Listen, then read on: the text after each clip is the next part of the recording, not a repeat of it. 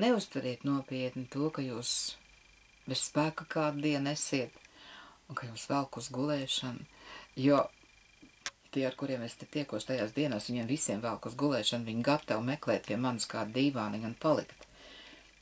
Nu, tādas dienas vēl būs. Neuztveriet to personīgi, nevajag baidīties.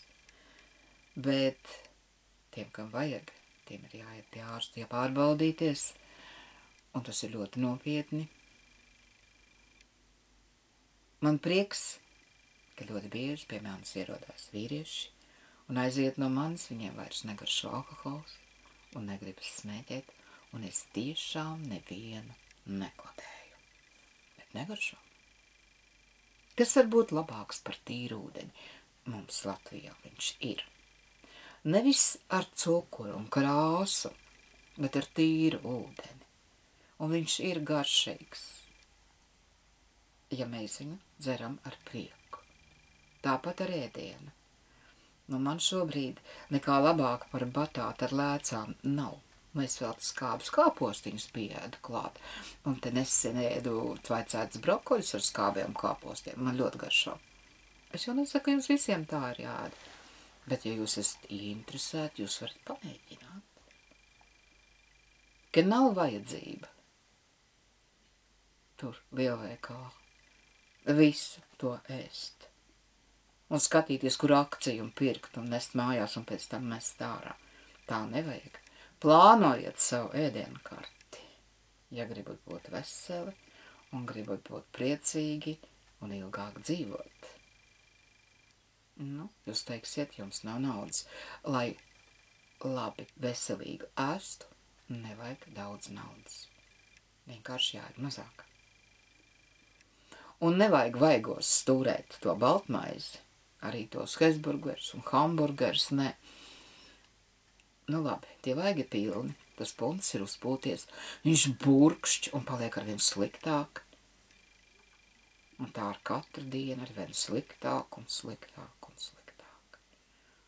Un burkšķ ne tikai vēders, burkšķ arī pats cilvēks.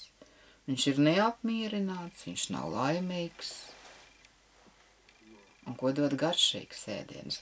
Nu, protams, ar garšvielām, kas tur ko nesaprast. Metiet prom vegetas, meklējiet savus garšvielas. Mazāk sāli, mazāk cukuru, mazāk baltas miltus.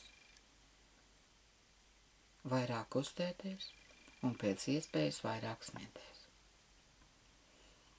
Pat padomlaikos teica, ka smiekli ir vitamīni. Jā, ir. Man šonadēļ atveda kūdru, devu vīrietim kafijas naudu. Viņš teica, ka viņš kafiju nedzer, un es viņam teicu, lai neaizvaino vecu tanti. Nu, tik veci jau nemaz nav, saka, kā, 70. Nu tad gan jūs esat labi saglabājusies. Nu, saglabājusies tāpēc, ka māku pa sevi smieties. Un cik tas ir veselīgi. Nu, labi, kaut kas nesanāk. Nevajag. Nevajag tik ļoti iespringt, kā šodien paši radam stresu pilnīgi ne par ko.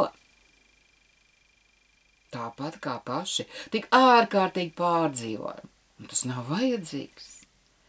Mīļie cilvēki pārdzīvojuma vietā lūdzu palūdziet, mīļo dieviņu, lai jums palīdz. Bet ne par mantiskām lietām. Mīļā somīts, ja jums ir kāda manta, ko jūs gribat mazbērniem atstāt, tad atdodiet to šodien. Jo citādāk viņi gaidīs jūsu nāvi. Un kāds mazāk paprasīs, Ome, kad tu mirsi. Un tad nedrīkstam dusmoties. To mantkārību iesējam mēs paši. Vai ne? Cilvēka daba jau nemaz tik jauka nav. Viņam ir slikti, un tad viņš grib, lai blakus esošam ir slikti. Nu, kuram tad tiek? Nu, tas, kas vistuvāk. Un tad tam paliek tā kā bišķiņ labāk. Varbūt nevajag tā kļūt par tādiem vampīriem un citu enerģijas ēdājiem. Meklējiet paši izēju. Kur tad var dabūt enerģiju? Nemelojot, neizliekoties, ne tēlojot teātri, neuztraucoties par niekiem, jo tiešām tie ir sīkumi. Un tad var arī būt laimīgs. Nu par tiem bērniņiem, ko mammas tik ļoti mīlējuši, bet kas neprot par mammām parūpēties. Nu, mīlestība nesaistās ar materiālu lietu došanu. Mīlestība saistās ar enerģijas došanu, ar mīlestību. Cik svarīgi ir tad, ja tavs bērns 7, 17, 27, 47 var vienkārši piezvanīt vai atbraukt, un tu viņu var samīļot. Tāpat vien. Un dot savam bērnam arī pusmūžā drošības sajūtu, ka tu esi blakām, ka tu viņu saproti. Tas ir grūti. Bet nu man ir tāds slavens teiciens, grūti jau ir tikai bikses pa galvu uzvilkt. Bet, ja ļoti grib, arī to var. Kā man šodien Mārtiņš atgādināja, ka viņam vēl joprojām tas teiciens galvā stāv. Tātad, ja mēs gribam, nu tad būs jāgrib. Nu, ir tas garīgais slinkums šobrīd. Jā, ir gatavi tautas starps vilkt mugurā. Tam nav nekāda sakara ar garīgumu. Tam vairāk ir sakars ar izrādīšanos. Un kurš ir pareizais un nepareizais tautas starps? Nu, un?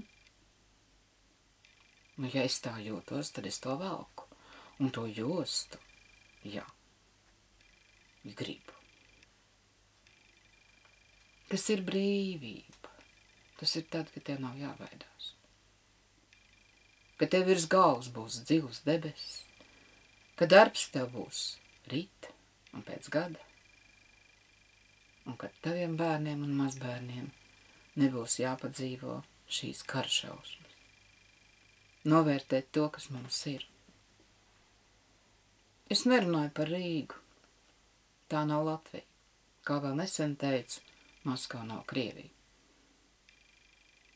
Tā ir klāka. Pašu radīta. Jā, man ļoti nepatīk uz Rīgu braukt. Bet tad man deguns jātais ciet. Un tas nav no kanalizācijas. Tas ir no tām cilvēku domām, no visu to, kā Rīgas centrs ir izpostīts, ka tur nav tā Rīga, ko cēla mūsu senči. Bet to Rīgu var sakārtot, ja grib. Bet ne jau ar politiskām partijām, bet ar mīlestību pret mājām, dzimteni un mīlestību pret savu tautu. Jo arī tautai tā Rīga ir vajadzīga, bet ne tāda, kā tā ir šodien. Es zinu, jo esmu gaišreģis. Es zinu, jo esmu telepāts.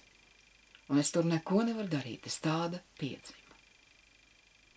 Man ir tā laime vai nelaime dzirdēt, ko domā cilvēki, dzīvnieki un auga.